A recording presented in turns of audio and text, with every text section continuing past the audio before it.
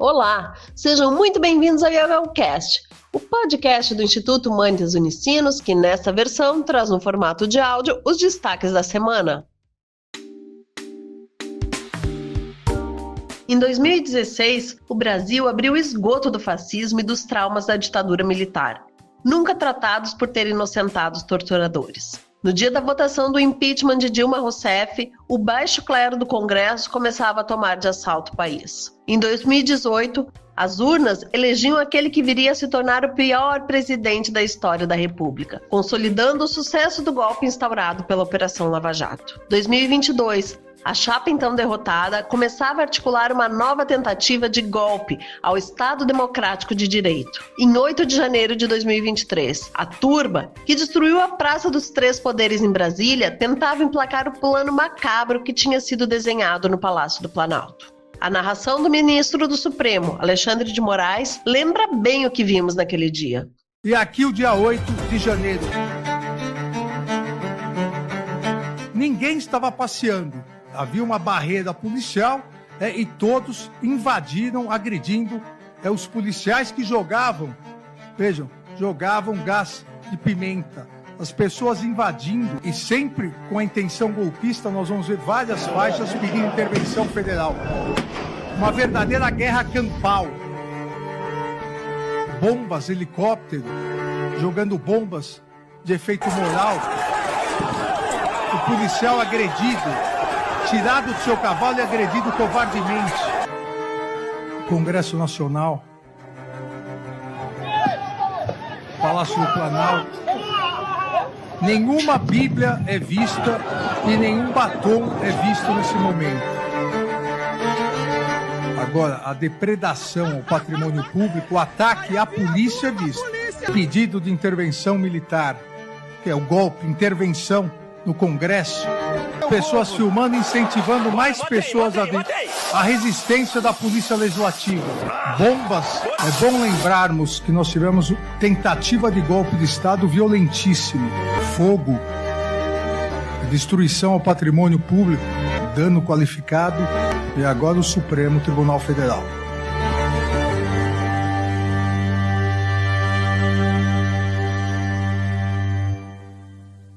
25 de novembro de 2025. Um novo capítulo é escrito na história do Brasil. O núcleo crucial dos articuladores da tentativa de golpe, entre eles um ex-presidente e generais de 4 estrelas, começou a cumprir pena na prisão. Um dia histórico porque, pela primeira vez, temos a condenação de militares por tentar um golpe de Estado. Se os torturadores da ditadura civil-militar de outrora passaram impunes, fica a lição de que a democracia brasileira, ainda que em construção, segue resiliente. O ministro do Supremo Tribunal Federal, Alexandre de Moraes, decidiu que a ação contra o núcleo principal pela tentativa de golpe de Estado não aceitará mais recursos. Com isso, o processo passa a ter trânsito em julgado, ou seja, a condenação é definitiva. A prisão preventiva de Jair Bolsonaro, determinada no último sábado, 22 de novembro, passa a ser efetiva.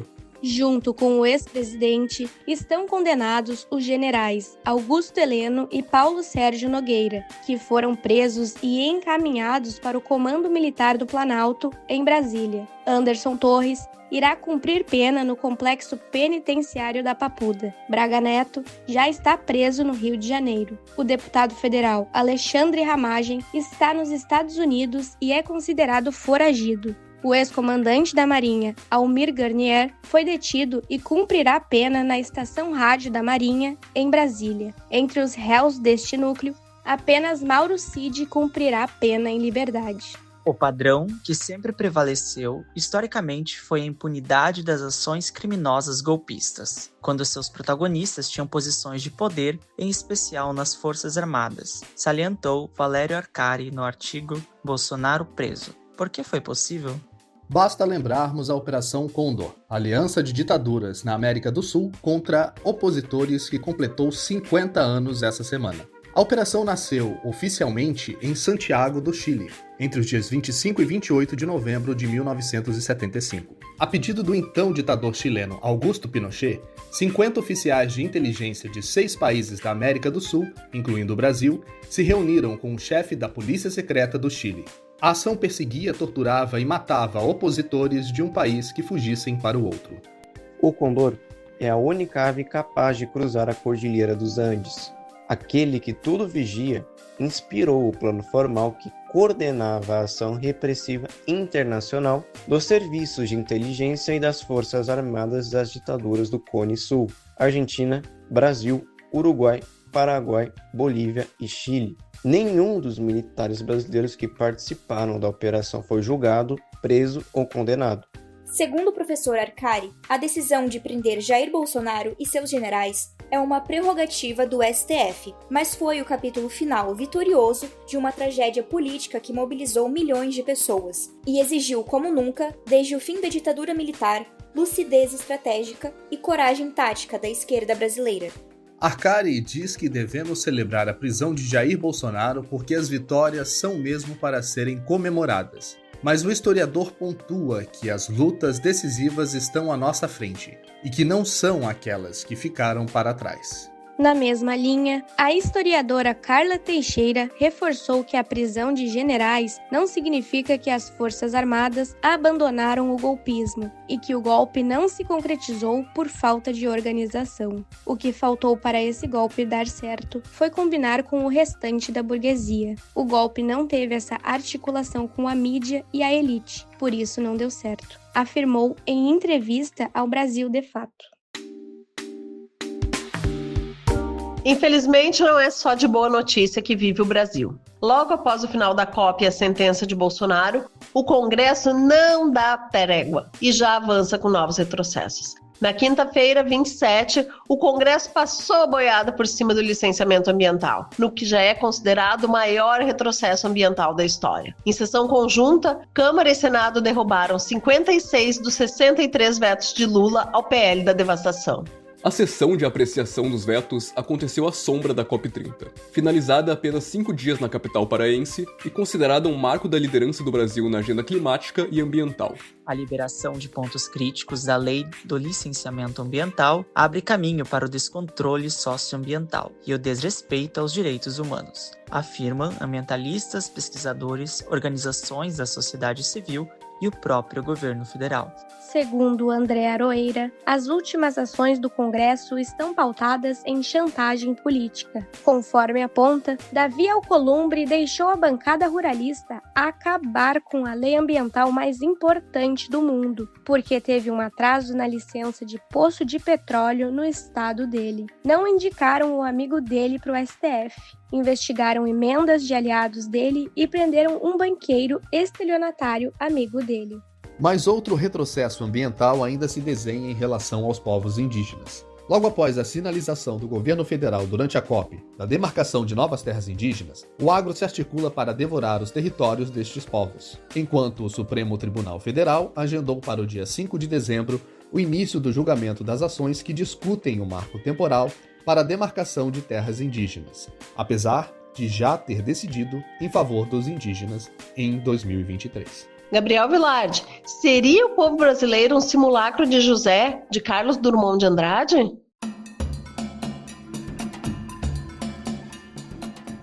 E agora, José?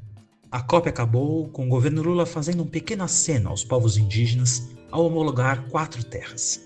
Frente às 850 terras que aguardam a finalização da demarcação, é um avanço ínfimo, mas ainda assim um avanço. E agora, José? A turma do agronegócio preparou seu pacote de maldades.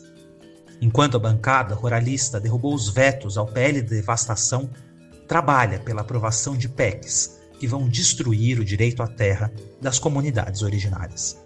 A entidade patronal dos latifundiários quer criminalizar o presidente e seu ministro da Justiça, vencendo pelo medo e ameaça de outras retaliações. Já o governo do Mato Grosso requereu ao STF a nulidade do reconhecimento de tais terras. E agora, José? No Ministério da Agricultura, seu chefe critica os indígenas e boicota o Plano do Clima. E agora, José? A tentativa de golpe fracassou, mas os ataques à Constituição Federal seguem implacáveis. Serão capazes de finalmente destruir os direitos fundamentais dos indígenas e de um meio ambiente ecologicamente equilibrado? Os senhores do agro têm muito dinheiro e um forte lobby no Congresso, mas os povos do bem viver continuarão a lutar. E agora, José? E agora, presidente Lula? E agora, senhores ministros do STF? E agora, opinião pública? A festa de uma sociedade que respeita as comunidades indígenas e o meio ambiente acabou? A COP acabou na semana passada, com um saldo negativo e sem solução para os combustíveis fósseis. A COP ficou marcada pela intensa participação social, mas a ausência do mapa do caminho para pôr fim aos combustíveis fósseis revelou quem entende a urgência climática e quem defende dividendos de acionistas. Em uma COP de poucos avanços práticos, povos amazônicos ocuparam salões, arrancaram reuniões com autoridades e cobraram Lula. Mesmo em ambiente hostil, conseguiram conquistas imediatas, avanços em 20 processos demarcatórios que aguardam há décadas por reparação. Naquela sexta-feira, 14 de novembro, antes mesmo do amanhecer, dezenas de pessoas do povo Munduruku, a maioria mulheres, se colocaram diante dos portões que davam acesso ao espaço da negociação diplomática da conferência. Cantando e dançando, com crianças no colo, o recado era simples: ninguém entra, ninguém sai, até que eles fossem recebidos pelas autoridades para colocar suas demandas. E conseguiram. Eles foram recebidos em reunião com as ministras Marina Silva e Sônia Guajajara, e com o presidente da COP30, o embaixador André Corrêa do Lago, que anteriormente tinha saído na foto que marcou a conferência. Corrêa do Lago segurou em seus braços um bebê Munduruku no momento em que a tensão entre lideranças Munduruku e o presidente da COP30 cedeu espaço a uma negociação. Na avaliação do professor Gelson Oliveira, a COP demonstrou que são os povos tradicionais, os países pobres, aqueles que menos contribuíram para a crise, que demonstram real capacidade de enfrentá-la. Segundo aponta, não se diz isso por algum tipo de romantismo ingênuo ou coisa que o valha, mas porque são esses grupos que ainda mantêm vínculos estreitos com a terra, com a água, com o ritmo da vida e com a responsabilidade intergeracional. Mas, sobretudo, porque eles são as principais vítimas, os mais vulneráveis e aqueles que guardam os saberes e conhecimentos, os afetos e as disposições capazes de alterar o rumo das coisas. Essa gente que chegou dançando, descendo das altas águas, com chocalhos, cocares e sambas, trouxe os motivos da esperança. No artigo Que COP foi essa? Entre mudanças climáticas e a gestão da barbárie, Sérgio Barcelos e Gladson Fonseca sintetizaram o processo da conferência, que, segundo os pesquisadores, criou um espaço que lembra o funcionamento de um tipo fetiche. A elite global sabe que é responsável pelo colapso ambiental, mas organiza uma conferência monumental para sustentar o enunciado oposto. Sabemos muito bem o que fazemos, mas, ainda assim, agimos como se estivéssemos salvando o planeta.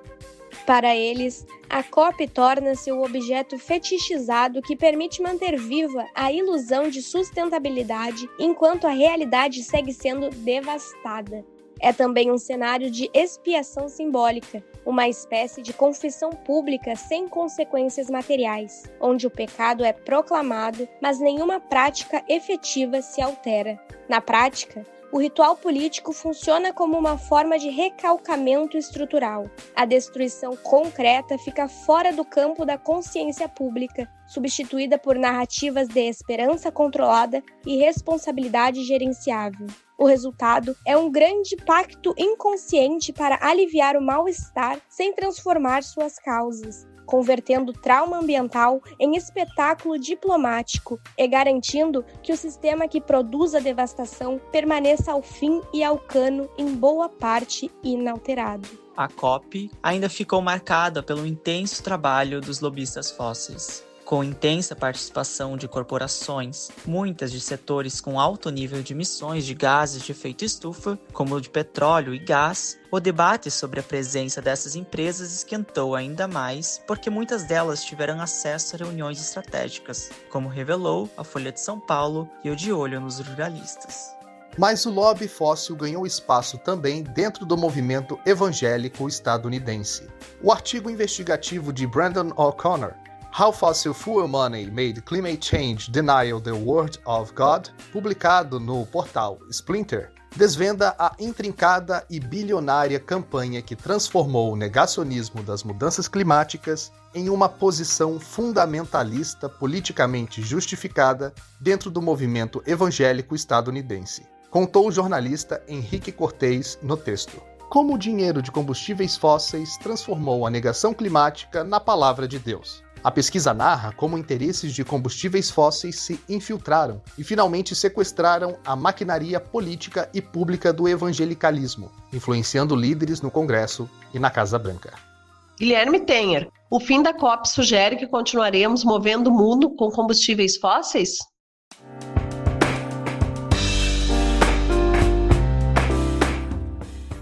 Para uma economia desterritorializada, que estimula o crescimento infinito, a finitude do planeta é uma realidade que a contesta. Dominic Boyer, antropólogo especializado no estudo de energia, admite que uma civilização para além dos combustíveis fósseis ainda parece difícil de compreender, em parte porque a matriz fóssil penetrou por completo em nossa imaginação cultural, mineralizando visões de futuro na forma de um passado movido a combustíveis fósseis. É cada vez mais óbvio, aponta Boyer, que esta civilização movida a esse tipo de combustível não tem um futuro sustentável. Ela perpetua um esquema piramidal ecológico de Ponzi, roubando a vida de inúmeras espécies e o bem-estar das gerações futuras em troca de conveniências humanas contemporâneas, compartilhadas, inclusive, desigualmente até mesmo entre os humanos. Alicia Valero, doutora em engenharia química, alerta que temos vivido todos esses séculos de costas para essa realidade física e, de alguma forma, temos de voltar e entender quais são os limites do planeta. Estamos em diferentes graus, sujeitos às leis da termodinâmica, e a economia não está ciente disso ou não quis estar ciente disso. A termodinâmica diz que, sempre que realizamos alguma atividade, destruímos recursos. E os atos de destruição de recursos são algo que chamamos de irreversibilidade. Para Boyer, aos que entendem as consequências da não mudança, o nosso maior medo é provavelmente a persistência do status quo dos combustíveis fósseis.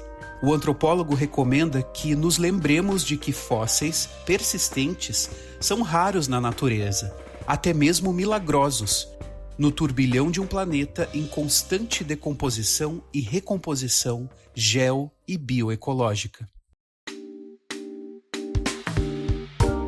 A violência de gênero continua sendo uma emergência. Em 2023, 3.897 mulheres foram vítimas de feminicídio na América Latina e no Caribe. Pelo menos 11 mulheres morreram todos os dias simplesmente por serem mulheres. Cerca de 3,7 milhões de mulheres brasileiras viveram um ou mais episódios de violência doméstica nos últimos 12 meses. Destas, cerca de 71% foram agredidas na presença de outras pessoas. E, em 70% destes casos de agressão com testemunhas, havia criança no ambiente, correspondendo a 1,94 milhões de agressões testemunhadas por menores. Em 40% das situações com testemunhas, a vítima não recebeu ajuda. Dados estarrecedores, que marcam a passagem de mais de um dia 25 de novembro, Dia Internacional pela Eliminação da Violência contra as Mulheres.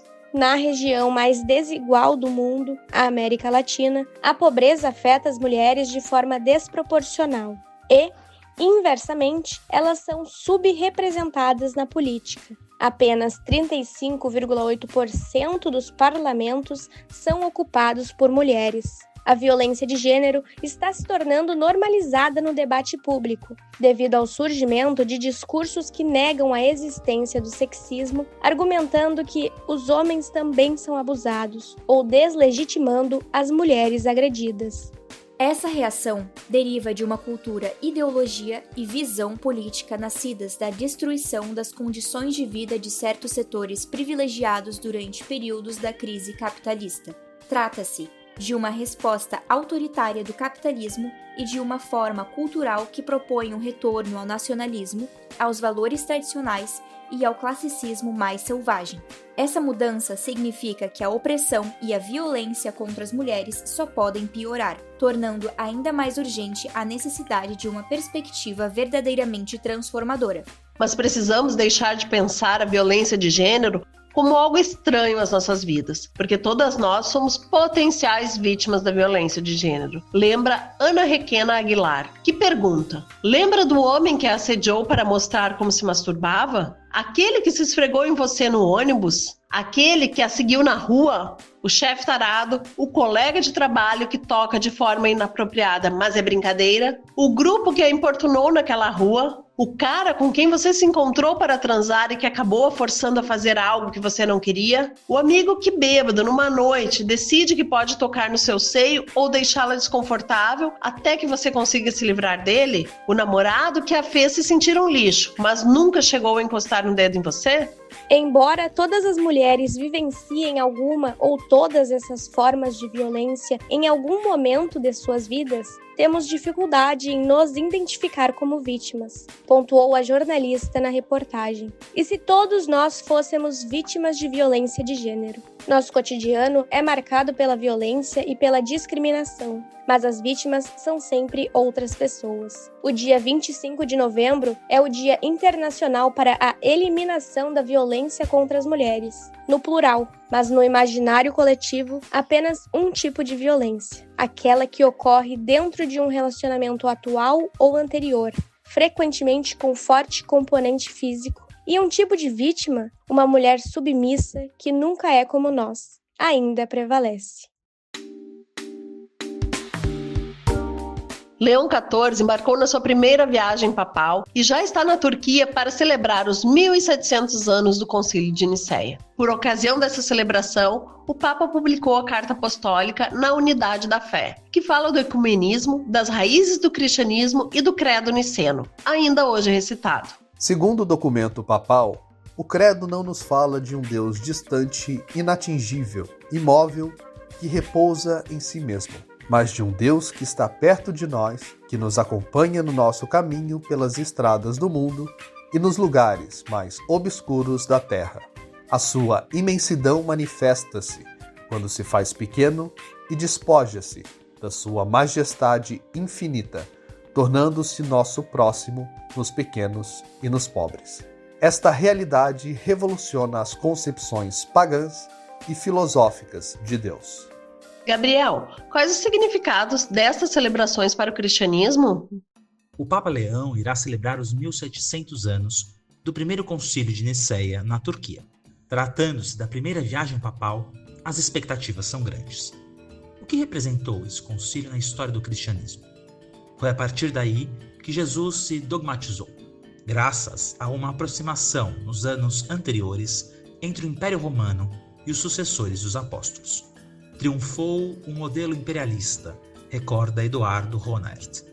Mas Jesus, muito além de uma instituição, deixou um movimento que contestou os poderes político-econômicos que oprimiam os empobrecidos e rejeitou os fardos pesados impostos aos crentes de seu tempo. Sua boa nova é radicalmente livre das rubricas, das rendas e incensos, das multidões e das disputas pelo poder.